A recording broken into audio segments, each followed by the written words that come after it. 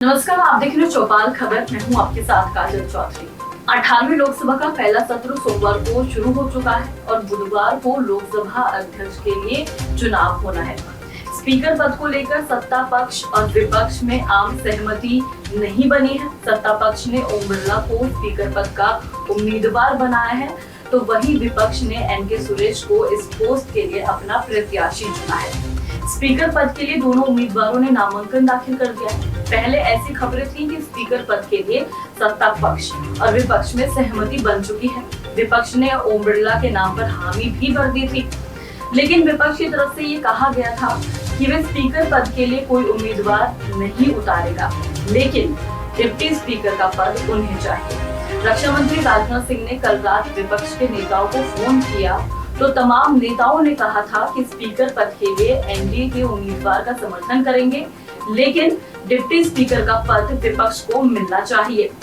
रक्षा मंत्री राजनाथ सिंह और संसदीय कार्य मंत्री किरण रिजिजू ने लोकसभा स्पीकर और डिप्टी स्पीकर के नामों पर आम सहमति बनाने के लिए तमिलनाडु के मुख्यमंत्री एम.के. स्टालिन, मल्लिकार्जुन खड़गे, अखिलेश यादव और ममता बनर्जी से बात की। साथ ही एनडीए के सहयोगी दलों के प्रमुख नेताओं से भी बात की थी। वहीं डिप्टी स्पीकर को लेकर उन्होंने कहा था कि वो फोन पर इसकी जानकारी देंगे, लेकिन राजनाथ सिंह की तरफ से कोई फोन नहीं किया गया। इसके बाद विपक्ष के एनके सुरेश को स्पीकर पद का उम्मीदवार बनाया। संविधान के अनुच्छेद 93 के तहत लोकसभा अध्यक्ष का चुनाव किया जाता है, लेकिन लोकसभा में उपाध्यक्ष के पद की मांग पर विपक्ष अभी तगड़ा हुआ है। लोकसभा में उपाध्यक्ष का पद की मांग कर रहे विपक्षी इंडिया गठबंधन ने चेतावनी दी है कि अगर सरकार किसी विपक्षी नेता को उपाध्यक्ष बनाने पर सहमत नहीं हुई तो वो लोकसभा अध्यक्ष पद के लिए भी चुनाव लड़ेगी।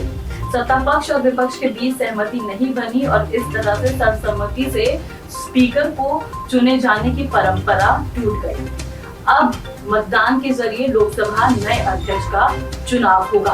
18वीं लोकसभा के स्पीकर के लिए मंगलवार को सत्ता पक्ष और विपक्ष दोनों के उम्मीदवारों ने अपना नामांकन दाखिल कर दिया है।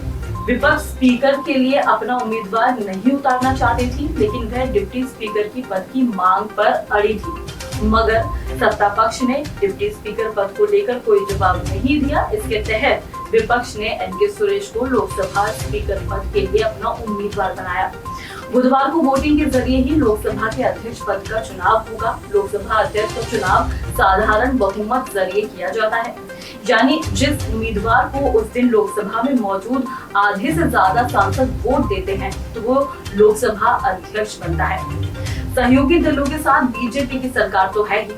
नरेंद्र मोदी के नेतृत्व में बीजेपी ने 2014 और 2019 में पूर्ण बहुमत के साथ सरकार बनाई थी, लेकिन इस बार सहयोगी दलों के साथ मिलकर सरकार बनाने में ये कामयाब रही है। 16वीं और 17वीं लोकसभा में बीजेपी के पास पूर्ण बहुमत था। बीजेपी ने अपनी नेता सुमित्रा महाजन को 16वीं लोकसभा का अध्यक्ष बनाया था और उपाध्यक्ष का पद एआईएडीएमके को दिया था और एम दुरई लोकसभा के उपाध्यक्ष थे। इसके बाद 2019 में बीजेपी के ओम बिरला 17वीं लोकसभा के अध्यक्ष बने थे, लेकिन लोकसभा में उपाध्यक्ष का चुनाव नहीं हुआ और पूरे कार्यकाल तक यह पद खाली रहा था। बीजेपी को पूर्ण बहुमत नहीं मिला तो बीजेपी ने टीडीपी और जेडीयू की मदद से एनडीए सरकार बनाई।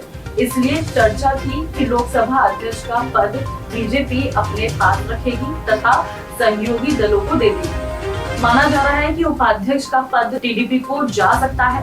वहीं इंडिया गठबंधन ने ये तय किया है कि उपाध्यक्ष पद विपक्ष को मिला तो वो अध्यक्ष पद के लिए अपना उम्मीदवार खड़ा करेंगे। सोमवार को सत्ता पक्ष और विपक्ष ने स्पीकर पद को लेकर सहमति नहीं बना पाई। इसके बाद ही विपक्ष ने स्पीकर पद के लिए अपना उम्मीदवार खड़ा कर दिया, क्योंकि सत्ता पक्ष डिप्टी स्पीकर का पोस्ट उसे देने से कतरा रही थी। बाकी इस खास खबर में इतना ही। ऐसे ही तमाम अपडेट्स के लिए देखते रहे चौपाल खबर।